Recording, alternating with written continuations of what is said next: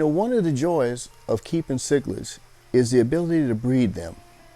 In today's video, I thought it'd be a good idea to share some of the tips that I've learned over the years that have helped me breed a number of cichlids.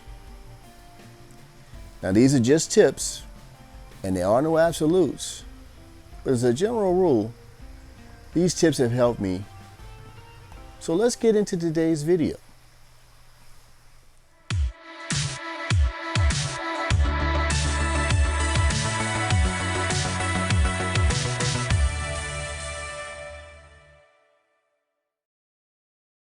Tip number one is research, research, research.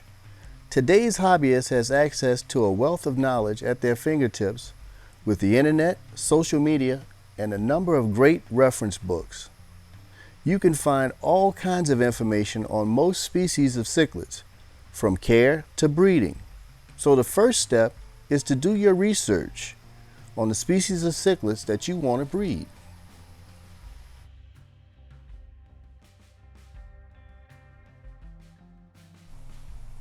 Tip number two is acquiring your breeders. After doing your research and you're ready to move forward with your breeding project, I would get a group of 6 to 8 juveniles of the species I'd like to breed. This gives you the best shot of getting a pair, and once you have an established pair, you can sell the remaining fish to offset some of the cost of acquiring your breeders. Also, smaller unpaired fish are always less expensive than a large established pair.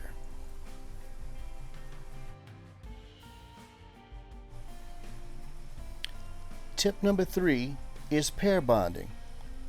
One of the ways I've done this is through the use of dithers. I typically use a fish that schools or shows like silver dollars, barbs, and even tetras. This will depend on the species I'm trying to spawn.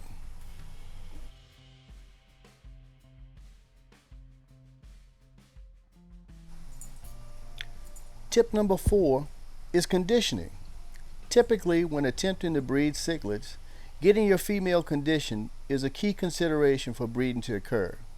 Depending on the species, I will usually include more live or frozen foods when attempting to induce spawning.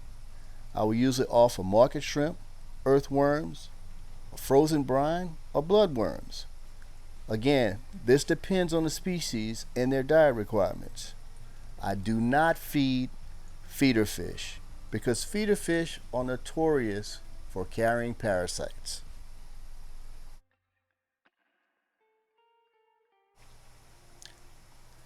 Tip number five is water parameters. In the wild, breeding is usually preceded by a change of season and/or temperature change. When attempting to spawn, I will usually perform a large water change. In addition, I'll increase the tank temperature by approximately 2 degrees to simulate change of season. And if everything works out and you're successful, you'll end up with a nice clutch of eggs. Now that they've spawned, what do you do with the fry? Well, I'll save that for another video. I hope you find these tips useful. What tips have you learned that have helped you breed your cichlids in your fish rooms? Drop me a comment below. I'd sure love to hear about them. Thanks again for watching.